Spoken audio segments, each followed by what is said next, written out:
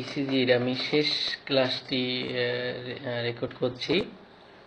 আমি আশা করছি পূর্ববর্তী ক্লাসগুলো সবাই বারবার দেখছেন এবং রিভাইজ করছেন। আজকে আমরা বান্ডেল ব্রাঞ্চ ব্লক নিয়ে কথা বলবো প্রথমে।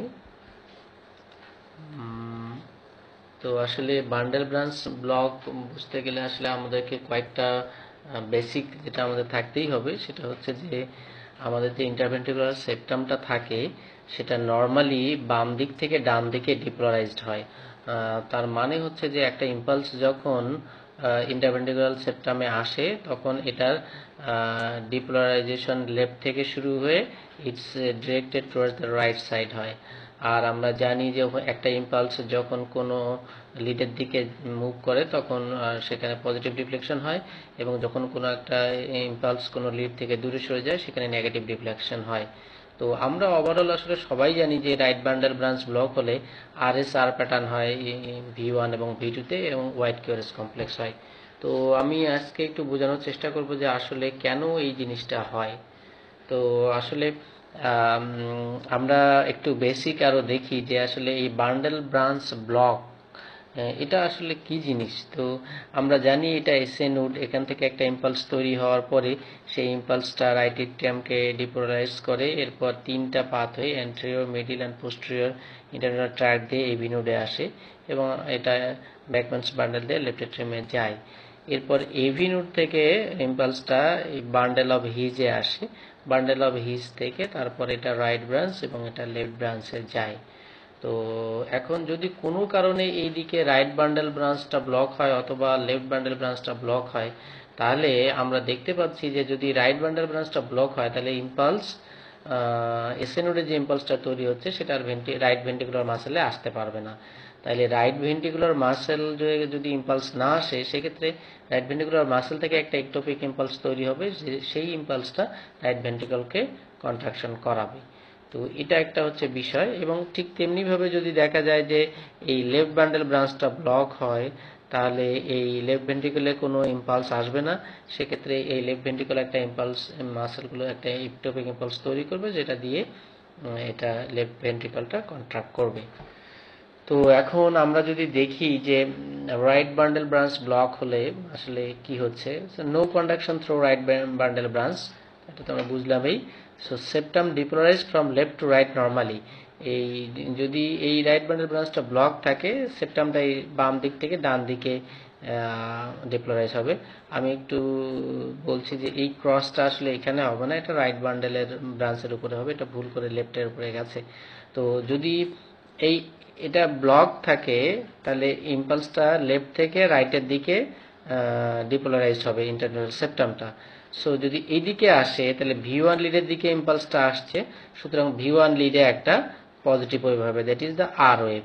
এবং যেহেতু ইম্পালসটা এই V6 লিড থেকে দূরে সরে যাচ্ছে সুতরাং V6 লিডে একটা কিউ ওয়েভ হবে, নেগেটিভ ওয়েভ হবে, that is the Q wave. এবং এই জন্য আমরা বলে থাকি যে নর্মালি কিউ ওয়েভ ইসিজিতে পাওয়া যায় না কিন্তু V5 V6-এ পাওয়া যেতে পারে, and it is due to septal depolarisation. যে এই কিউ ওয়েভটা যেটা V6-এ পাওয়া গেল এটা হচ্ছে নর্মালিও থাকতে পারে। তো এরপর কি হয় দেখি আমরা যে ইম্পালস স্প্রিড টু লেফট ভেন্ট্রিকল, তো এদিকে ইম্পালস আসতে পারছে না কিন্তু লেফট সাইডে তো স্বাভাবিক, সুতরাং এই লেফট সাইডে যখন ইম্পালসটা চলে আসে তখন এই লেফট ভেন্ট্রিকলটা কন্ট্রাক্ট করে। তো লেফট ভেন্ট্রিকল যদি কন্ট্রাক্ট করে তাহলে এই ইম্পালসটা এইদিকে যাচ্ছে, মানে V6 একটা পজিটিভ ওয়েভ হবে, that is the R wave. তাহলে এই যখন এই ইম্পালসটা লেফট ভেন্ট্রিকলকে ডিপোলারাইজ করছে তখন V1 এর কাছে মনে হচ্ছে যে ইম্পালসটা আমার থেকে দূরে সরে যাচ্ছে, সুতরাং V1 এ একটা নেগেটিভ ডিফ্লেকশন হবে। এখন এর মধ্যে যেটা হবে যে রাইট ভেন্ট্রিকলে একটা একটোপিক ইম্পালস তৈরি হবে এবং সেটা রাইট ভেন্ট্রিকলকে ডিপোলারাইজ করবে, এবং এই রাইট ভেন্ট্রিকলকে যখন ডিপোলারাইজ করবে তখন এই রাইট ভেন্ট্রিকলে একটা পজিটিভ ওয়েভ হবে, কারণ এই ইম্পালসটা এইদিকে আসবে, মানে V1 এর ক্ষেত্রে একটা পজিটিভ ওয়েভ হবে। এবং এই লেফট ভেন্ট্রিকলের V6 এর ক্ষেত্রে এখানে একটা নেগেটিভ হবে, কারণ ইম্পালসটা এইদিকে যাচ্ছে, মনে হবে দূরে সরে যাচ্ছে, সুতরাং এখানে একটা S wave, negative wave S wave হবে। সুতরাং আমরা দেখতে পাচ্ছি যে রাইট বান্ডেল ব্রাঞ্চ ব্লক হলে একটা আর ড্যাশ প্যাটার্ন হয়, এবং এটা যদি আমরা এখন সামারাইজ করি যে দিস আর ওয়েভ, এই R wave due to septal depolarisation and a S wave, it is due to left ventricular depolarization, and R dash হচ্ছে যে right ventricular depolarisation from ectopic impulse. এবং হোয়াইট কিউআরএস কমপ্লেক্সের কথা আমরা একটা বলেছি, আমি আগে অনেকবার বলেছি যে কোনো একটোপিক ইম্পালসের জন্য যে ভেন্ট্রিকুলার কন্ট্রাকশন হয় সেখানে এটা হোয়াইট কিউআরএস কমপ্লেক্স হবে, কারণ যেহেতু এটা অ্যাবনর্মাল ইম্পালস, সুতরাং এটা অ্যাবনর্মাল স্পিডে ভেন্ট্রিকলকে ডিপোলারাইজ করবে, যার কারণে কিউআরএসটা হোয়াইট হয়ে যাবে। তো এটা আসলে খুব কঠিন না, যে ইসিজির বেসিক জিনিসগুলো বুঝলে বোঝা যায়। তো এখন আমি আসলে একটু মজা করেই বলি যে এত কিছু না বুঝতে পারলে যদি আমরা কখনো দেখি যে V1 লিডের মধ্যে কিউআরএস কমপ্লেক্সটা অ্যাব্রো থ্যাব্রো, তাহলেও আমরা মনে করতে পারি সেখানে রাইট বান্ডেল ব্রাঞ্চ ব্লক আছে। তো যাই হোক, এগুলো নন সায়েন্টিফিক কথা না বলেই ভালো। তো আরেকটা জিনিস হচ্ছে যে এই রাইট বান্ডেল ব্রাঞ্চ ব্লক এটা কমপ্লিট আছে, ইনকমপ্লিট আছে। যদি এই আর ড্যাশ 3 ঘরের বেশি হয় তাহলে সেটা কমপ্লিট, এবং 3 ঘরের যদি কম হয় তাহলে সেটা incomplete right bundle branch block. তো এখানেও দেখানো হয়েছে যে এটা একটা নর্মাল V1 এ, এটা V6, এখানে আর ড্যাশ যেটা ইন্ডিকেট করে রাইট বান্ডেল ব্রাঞ্চ ব্লক, এবং এটা V6 এ যে ট্রলার এবং একটা ডিপিএস ওয়েভ হয়। তো যাই হোক, আমরা এখানে দেখছি যে এটা একটা আর, এটা একটা আর, এটা একটা এস এবং আর ড্যাশ, এটা রাইট বান্ডেল ব্রাঞ্চ ব্লক এবং এটা complete right bundle branch block. আমি যেটা বলছি না, এই ইসিজিটা যদি আমরা দেখি তাহলে এখানে দেখেন যে V1 এ আর ড্যাশ প্যাটার্ন, তাহলে এখানেও রাইট বান্ডেল ব্রাঞ্চ ব্লক আছে। তো এখন যদি আমরা আসি যে লেফট বান্ডেল ব্রাঞ্চ ব্লক, তাহলে লেফট বান্ডেল ব্রাঞ্চ ব্লকে তার অপোজিট ঘটনাটা হয় যে আর প্যাটার্ন, এটা হয় হচ্ছে যে আপনার V5 এবং V6 এ। তো এটাই একই জিনিস, যে রাইট বান্ডেল ব্রাঞ্চ ব্লক যদি আমরা বুঝি তাহলে লেফট বান্ডেল ব্রাঞ্চ ব্লকটা আরও সোজা হয়ে যায়। যে আমরা দেখছি যে লেফট বান্ডেল ব্রাঞ্চটা ব্লক করা আছে এখানে, so no conduction through the left bundle branch, এটা দিয়ে কোনো ইম্পালস যাচ্ছে না। তো তারপরে কি হবে, প্রথমে সেপ্টাম ডিপোলারাইজেশন হবে। সেপ্টাম ডিপোলারাইজেশন হলে বাম থেকে ডানে হবে, বাম থেকে ডানে হলে প্রথমে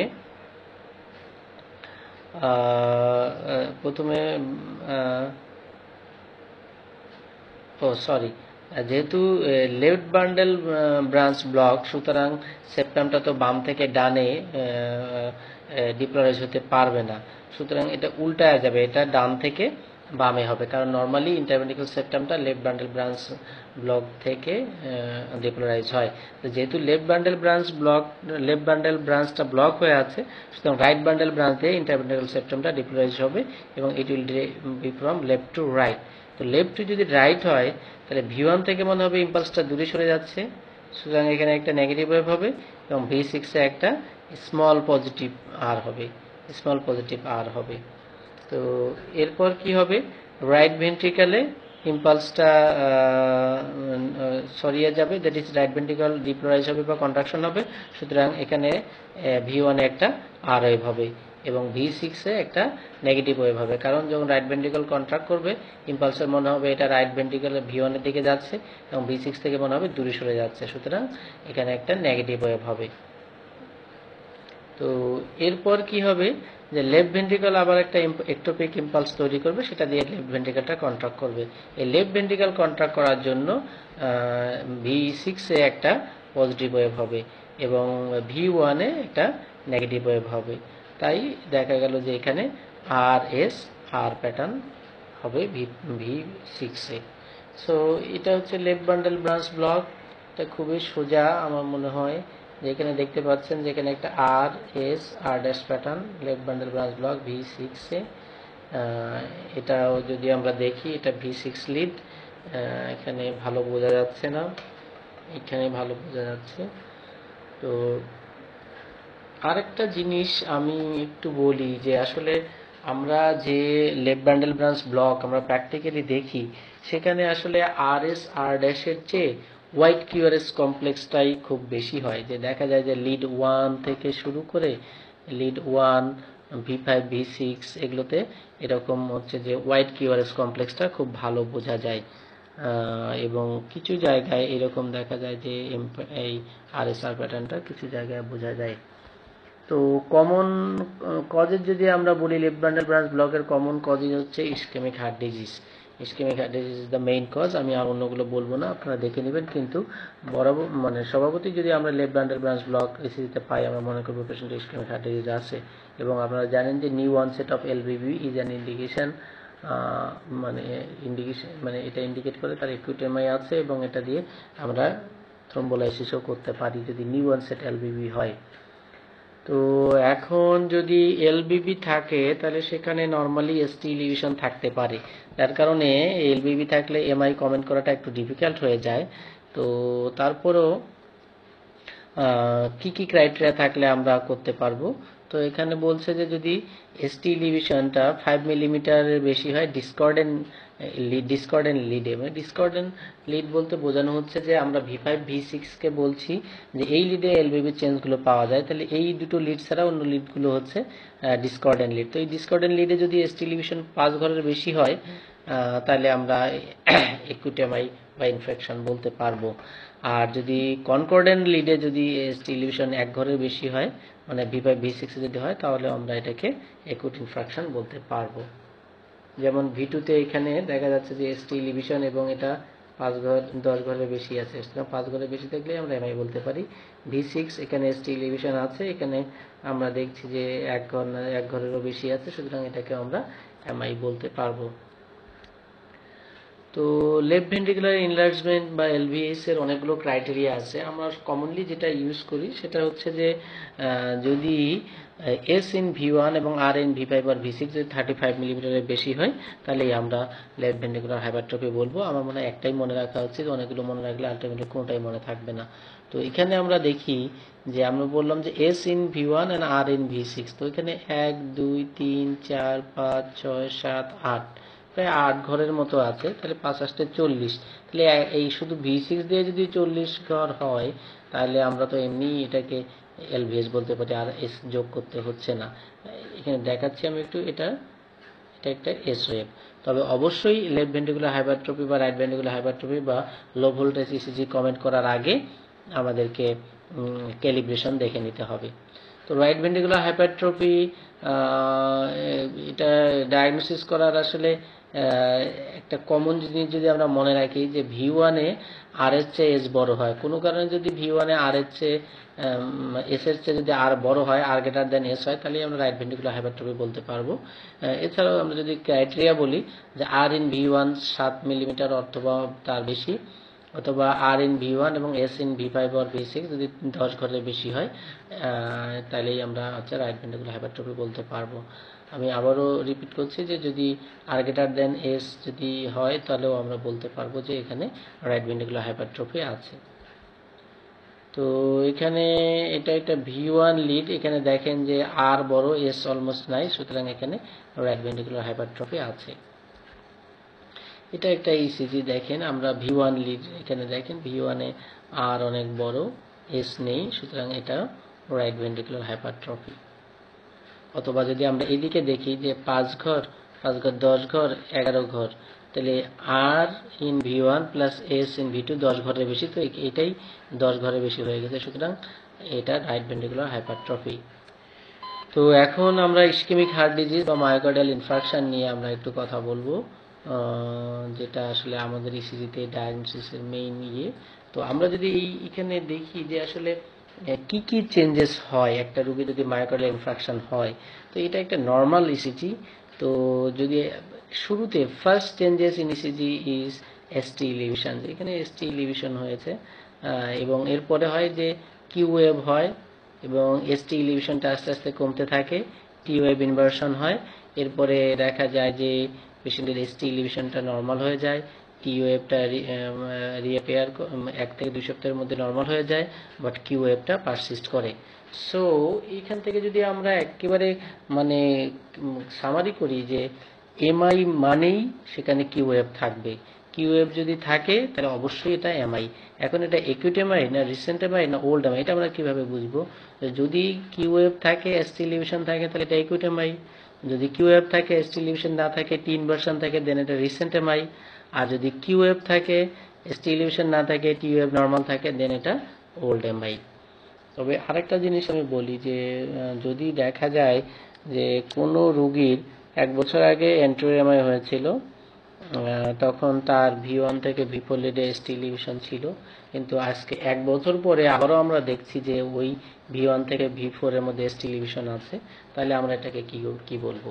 তাহলে আমরা বলবো যে এখানে পেশেন্টের ভেন্ট্রিকুলার এনিউরিজম ডেভেলপ করেছে, কারণ পারসিস্টেন্ট এসটি এলিভেশন এটা ইন্ডিকেট করে যে পেশেন্টের ভেন্ট্রিকুলার এনিউরিজম হয়েছে।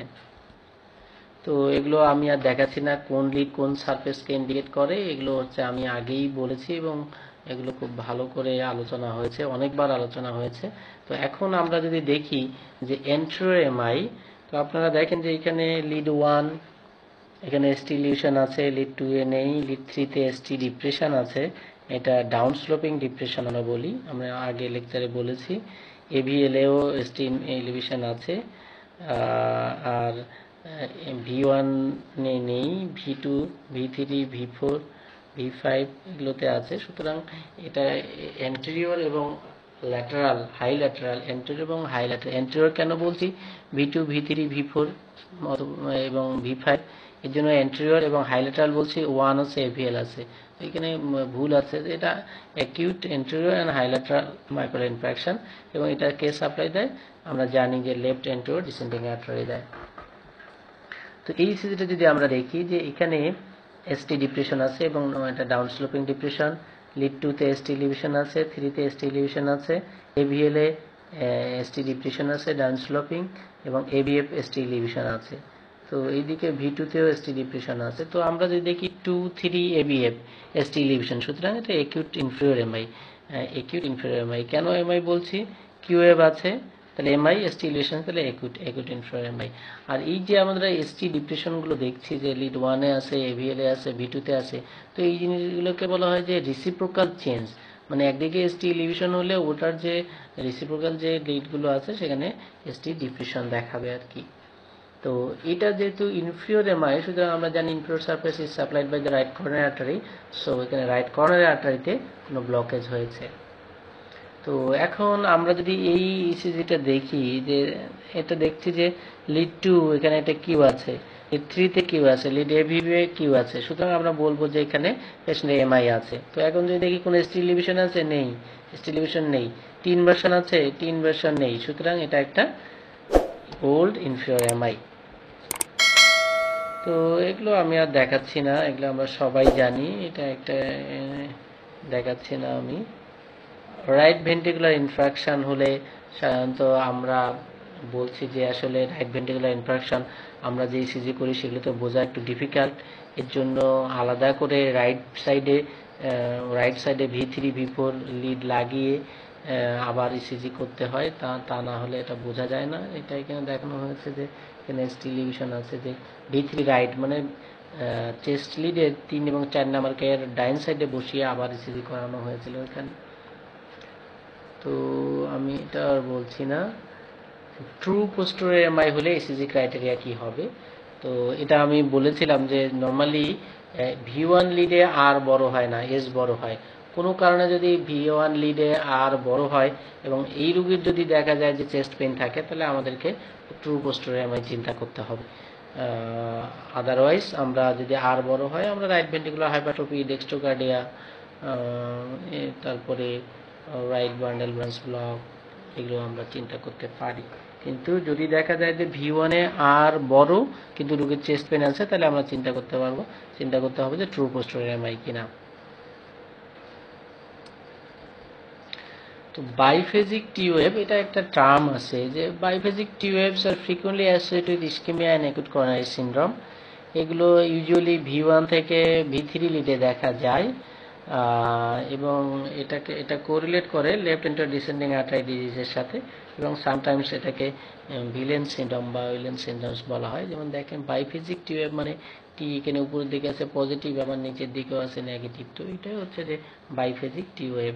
দেখেন এটাতে V1 থেকে V1 এও আছে, 2 তেও আছে, 3 তেও আছে, 3 পর্যন্ত আছে। সুতরাং এরকম থাকলে আমরা এটাকে বাইফেজিক টিওয়েভ বলবো। এবারে আসি হাইপারক্যালেমিয়া। আসলে হাইপারক্যালেমিয়া হলে আমরা টল পিক টি ওয়েভ পাবো, যে চেস্ট লিডে যদি টি ওয়েভটা 10 মিলিমিটার এর বেশি হয় তাহলে আমরা এটাকে হাইপারক্যালেমিয়া বলতে পারি। যেমন আমরা এখানে যদি দেখি 1 2 প্রায় 10 ঘরেরও বেশি আছে, 15 ঘরের কাছাকাছি আছে, সুতরাং এটা হাইপারক্যালেমিয়া ইসিজি আমরা বলতে পারি। তো এটা যদি আমরা দেখি যে একটু মানে জাস্ট রিকল করা যায়, ডিসক্রাইব টু অ্যাবনর্মালিটিস।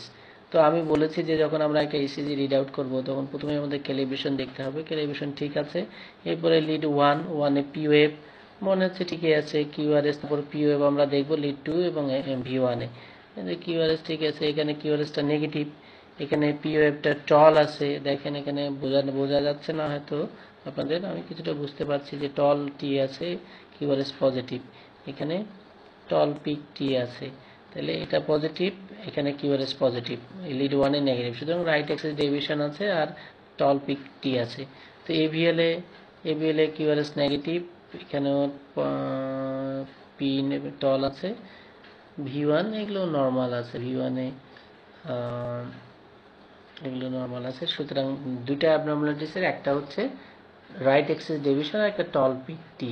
তো অ্যান্সার ঠিকই আছে যে পিক টি আর রাইট এট্রিয়াল হাইপারট্রফি আর রাইট অ্যাক্সিস ডেভিয়েশন।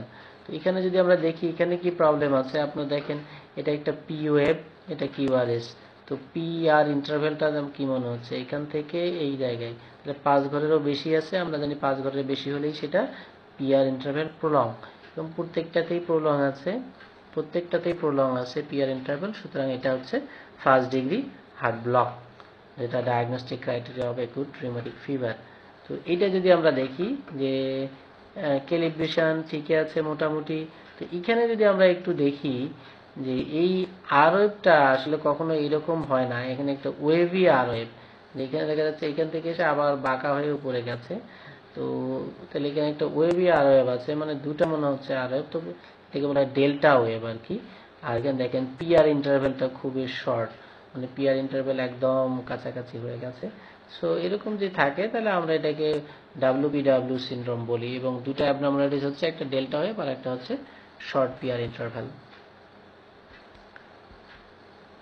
এই ইসিজিটা যদি দেখি ক্যালিব্রেশন ঠিক আছে, এখানে পি ওয়েভ বোঝা যাচ্ছে যে নর্মাল আছে, কিউআরএসটা negative, lead 2 QRS positive, lead 3 তেও পজিটিভ, সুতরাং রাইট অ্যাক্সিস ডেভিয়েশন আছে, এবিএল এগুলো ঠিক আছে। এইখানে আমরা যদি দেখি, আপনারা হয়তো ছবিটাতে ভালো বুঝতে পারছেন না, কিন্তু আমরা দেখতে পাচ্ছি যে কিউআরএসটা বড় আছে, এবং এখানে এইটাতে যদি আমরা একটু দেখি যে আর এস আর প্যাটার্ন আছে, সুতরাং এটা একটা রাইট বান্ডেল ব্রাঞ্চ ব্লক, আর রাইট বান্ডেল ব্রাঞ্চ ব্লকের সাথে কমনলি রাইট অ্যাক্সিস ডেভিয়েশন থাকে, তাই আছে এখানে রাইট বান্ডেল ব্রাঞ্চ ব্লক।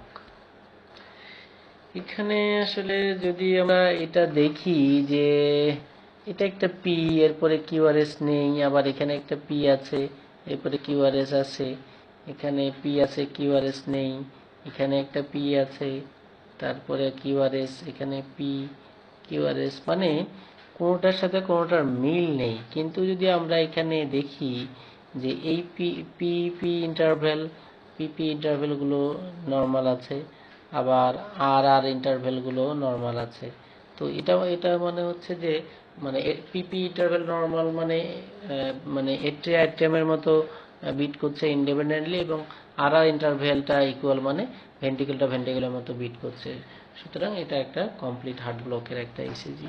যদিও এটা খুব একটা ভালো কোয়ালিটির ইসিজি হয়নি, আপনারা দেখবেন যে আসলে কমপ্লিট হার্ট ব্লকের ডায়াগনস্টিক ক্রাইটেরিয়া হচ্ছে যে এখানে কোনো পি ওয়েভেই ফলোড বাই কিউআরএস হবে না, কারণ কোনো ইম্পালস তো ভেন্ট্রিকুলে পৌঁছায় না, যেহেতু কমপ্লিট এভিনোডাল ব্লক বা কমপ্লিট হার্ট ব্লক, যার কারণে কিন্তু এট্রিয়াল কন্ট্রাকশন তো স্বাভাবিক নিয়মে হবে, তাই পিপি ইন্টারভ্যাল নর্মাল। আর ভেন্ট্রিকেল যেহেতু কোনো ইম্পালস পাচ্ছে না এসিনোড থেকে, সুতরাং ওরা একটা একটোপিক ইম্পালস তৈরি করে ভেন্ট্রিকেল কন্ট্রাকশন করবে, তাই ventricular contraction that is QRS complex বা আর ইন্টারভ্যালগুলো নর্মাল হবে। তবে এখানে কিউআরএস কমপ্লেক্সগুলো যে হবে বা ভেন্ট্রিকুলার কন্ট্রাকশনগুলো হবে, সেগুলো রেট হবে 30 to 40 বিটস পার মিনিট, কারণ ভেন্ট্রিকুলার মাসেল যে ইম্পালসটা তৈরি করে সেগুলো রেট সাধারণত এরকমই হয়। এটা যদি আমরা দেখি, যাই হোক আমি বেশি সময় নষ্ট করছি না, এখানে আর আর বড় আছে, এস নেই, সুতরাং এখানে R greater than S in V one, সুতরাং এটা হচ্ছে রাইট ভেন্ট্রিকুলার হাইপারট্রফি। তো যাই হোক, এই ওভারঅল ইসিজি আমি একটু বলার চেষ্টা করেছি। টোটাল 5টা ক্লাসে, অনেক বড়, তাও আমি জানি না কতটুকু বোঝাতে পেরেছি। আপনারা একটু দেখুন, আরও কোনো সমস্যা হলে আমাকে বললে আমি হয়তো চেষ্টা করব